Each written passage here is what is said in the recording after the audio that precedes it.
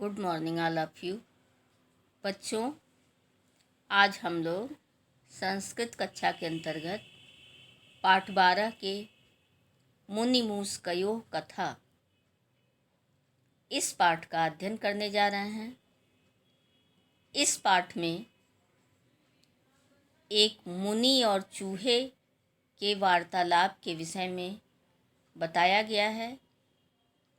यह कथा हितोपदेश से लिया गया है। मुनि मूसकयोः कथा, मुनि और चूहे की कथा। यहाँ पे आपके पाठ में एक टोकरी में कुछ फल रखे हैं। उनमें से कुछ हितकर हैं, कुछ अहितकर हैं। क्या आप उन्हें इन श्रेणियों में विभक्त कर सकते हैं? यहाँ पे देखिए, आपके पाठ में एक टोकरी बनाई गई है और उस टोकरी में कुछ चीज़ें रखी गई हैं जो कुछ हितकर हैं और कुछ अहितकर हैं। पुण्य और पाप। तो पुण्य के अंतर्गत सत्य, उपकार, कृतज्ञता, उदारता, पुण्य, इन बातों को हम पुण्य के अंतर्गत रख सकते हैं। और असत्य, पाप, कृतज्ञता, छल, हिंसा, ये सारी बातें पाप के अंतर्गत होंगी। आइए हम लोग कथा को पढ़ते हैं। भारतम ऋषिणाम मुनीनाम च देशः। भारत, हमारा भारत देश ऋषियों और मुनियों का देश है। पुरा अत्र अनेके मुनियः अभूवन्। पुरा प्राचीन काल में, अत्र यहाँ, पुरा अत्र अनेके मुनियः अभूवन्, प्राचीन काल में यहाँ अनेक ऋषि मुनि हुए। केचित् पर्वतानां गुहासु तत्पश्चर्याम् आचरन्, केचित् वने आश्रमेषु औसन्। कुछ ऋषि मुनि पर्वतों की गुफाओं में निरंतर तप करते हुए अपना जीवन बिताए और कुछ ऋषि मुनि वनों और आश्रमों में रहे। एकस्मिन् आश्रमे एकः महातपस्वी मुनि वसति स्म। एक आश्रम में एक महातपस्वी मुनि रहते थे। सह करुणापरः, सह वह करुणापरः दयावान, सर्वेषु प्राणिषु दयां करोति स्म। सर्वेषु सभी, प्राणिषु प्राणियों पर, सह करुणापरः सर्वेषु प्राणिषु दयां करोति स्म। वह दयावान ऋषि मुनि सभी प्राणियों पर दया करते थे। आश्रमस्य शान्ते वातावरणे वनस्य मृगाः विना भयम् इतस्ततः संचरन्ति स्म। आश्रमस्य शान्ते वातावरणे, इस आश्रम के शांत वातावरण में, वनस्य मृगाः, वन के मृग, बिना भय के इधर उधर विचरण करते थे। एकदा दिनचर्यायाः निवृत्तः सः मुनिः कुटजात् बहिः वृक्षस्य अधः उपविष्टः आसीत्। एक दिन अपने नित्य कर्म से निवृत्त होकर वह मुनि अपनी कुटिया के बाहर वृक्ष के नीचे बैठे हुए थे।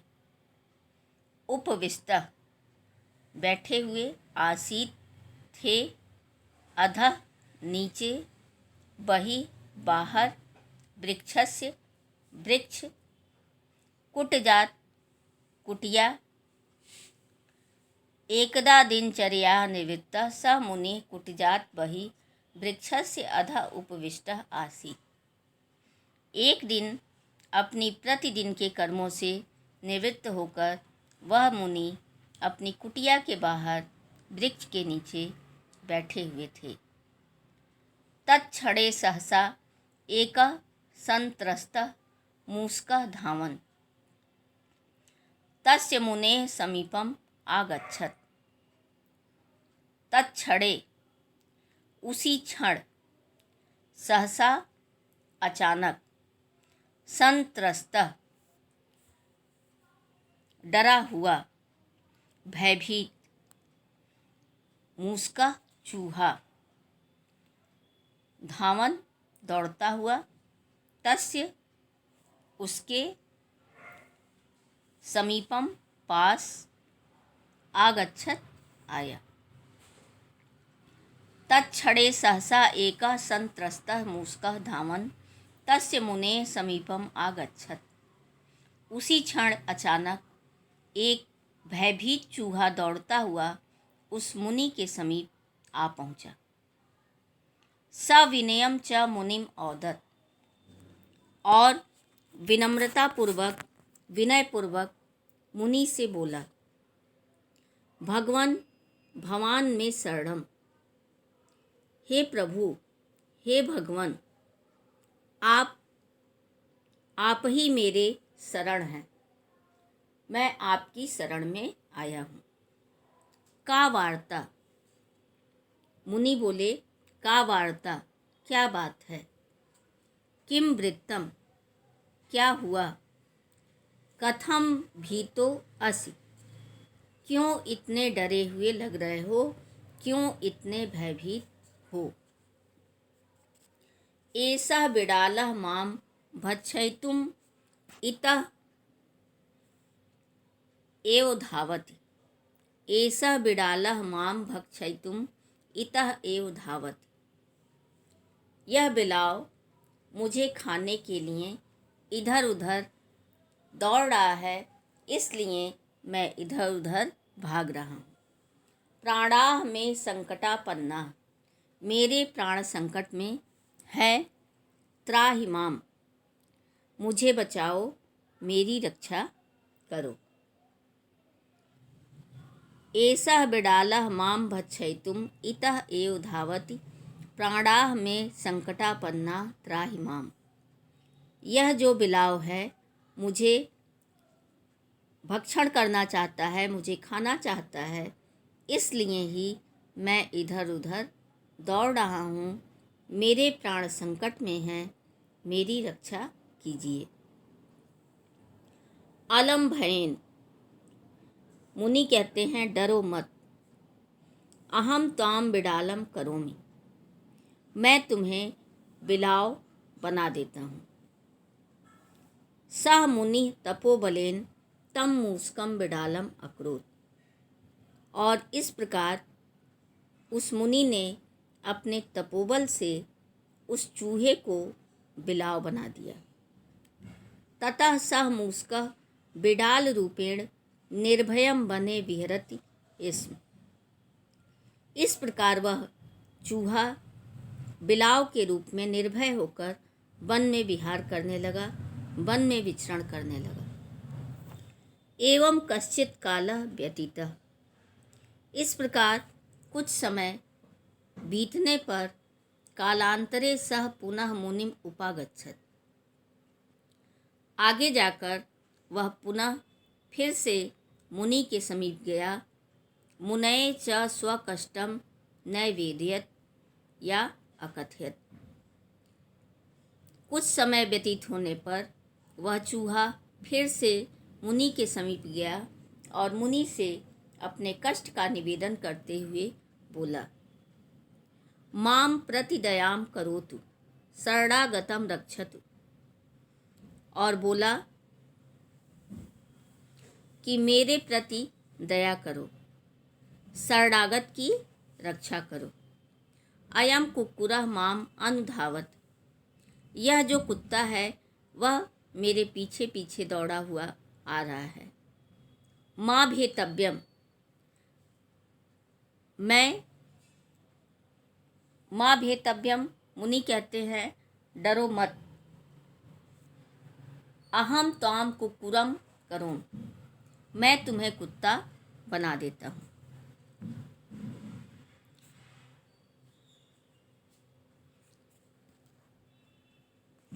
हे मुने दयालुः खलु भवान यह मयि दैते। उसके बाद चूहा कहता है कि हे मुनि, हे ईश्वर, आप सचमुच बहुत ही दयावान हैं जो मेरे ऊपर आप इतनी कृपा कर रहे हैं। कुक्कुरा भूत्वा सह सानंदम सकले बने विहरत स्म। कुत्ता बनकर वह जो चूहा था वह आनंद के साथ पूरे वन में विहार करने लगा। अन्येधु एकः सिंहः तम अपश्यत। जब वह चूहा कुत्ता बनकर पूरे वन में आनंद पूर्वक विहार करने लगा, तब एक दिन उसे विहार करते हुए एक सिंह ने देखा। हंतुम च उद्यतः, और उसे मारने के लिए उद्यत हुआ, उसे मारने के लिए दौड़ा। सिंहात भीतः मूषकः पुनः मुनिम शरणम आगच्छत तम च प्रार्थयत। सिंहात भीतः मूषकः पुनः मुनिम शरणम आगच्छत तम च प्रार्थयत। सिंह से भयभीत होकर वह चूहा फिर से मुनि की शरण में आया और उनसे प्रार्थना करने लगा। तदा दयालुना मुनिना सह मूषकः तपसः बलेन सिंहः कृतः। तब उस दयालु मुनि ने उस चूहे को अपने तपोबल से शेर बना दिया। अधुना नास्ति तौ किमपि भयम सिंहात् गच्छ निर्भयम विहर। अधुना नास्ति तौ किमपि भयम सिंहात्, और बोले कि अब तुम्हें शेर से भयभीत होने की कोई बात नहीं है। जाओ और जाकर निर्भय होकर विचरण करो, विहार करो। अनुगृहीतो अस्मि भवान में प्राण रक्षकः। चूहा कहता है कि मैं आपका आभारी हूँ। अनुगृहीतो अस्मि, मैं आपका आभारी हूँ। भवान में प्राण रक्षकः, आप ही मेरे प्राण रक्षक हैं। सिंह भूत्वा सह मूषकः अतीव गर्वितः जाता। शेर होकर, शेर बनकर वह चूहा अपने को बहुत ही घमंड के साथ, उसके अंदर अहंकार की भावना आ गई, उसके अंदर घमंड आ गया। सांप्रतम अहम सर्वशक्तिमानं वनस्य राजा इति सह गर्वेण अचिंतयत्। और इसके पश्चात वह यह विचार करने लगा कि मैं ही सबसे शक्तिशाली हूँ और इस वन का राजा हूँ। ऐसा सोचकर वह गर्व से अपने ऊपर विचार करने लगा। परम वनस्य अन्ये मृगा एषः तु मूषकः एव। परंतु वन के अन्य जो मृग थे, एषः तु मूषकः, यह तो चूहा ही है।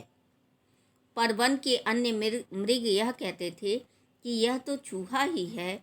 एतस्य मुनेः तपः प्रभावात् सिंहः संजातः इति उक्त्वा तं तिरस्कुर्वन्ति स्म।